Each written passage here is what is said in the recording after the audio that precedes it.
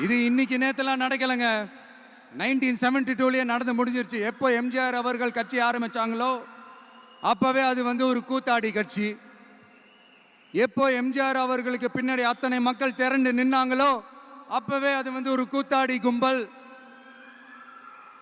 நடிகர் கட்சி நடிகர் கட்சி நடிகர் கட்சின்னு சொன்ன ஒருத்தர் அதுக்கப்புறம் எம்ஜிஆர் கூடயே போய் சேர்ந்துட்டாரு. இன்னொருத்தர் இவரெல்லாம் ஒரு ரவுண்டு தாங்க வருவார், ரெண்டாவது ரவுண்ட்லாம் காணாம போயிடுவார்னு சொல்ல இன்னொருத்தர் அதுக்கப்புறம் போய் எம்ஜிஆர் கிட்டே போய் சேர்ந்துட்டார்.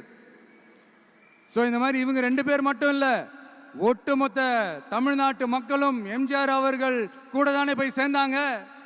அதனால இது வரலாறு. இந்த வரலாறு நம்மளை விட அவங்களுக்கு இன்னும் நல்லாவே தெரியும். அதனால தான் பார்த்தீங்கன்னா 53 வருஷமா அதே கதறல்கள். கூத்தாடி கூத்தாடி கூட்டம், நடிகர் கட்சி நடிகர் கூட்டம். இப்படி மர்மயோகின்ற ஒரு படத்தில் அவருடைய கேரக்டர் பேர் கரிகாலன். அதில் ஒரு சூப்பர் டயலாக் ஒன்று சொல்லியிருப்பார். குறி வைத்தால் தவற மாட்டேன், தவறுமானால் குறியே வைக்க மாட்டேன்.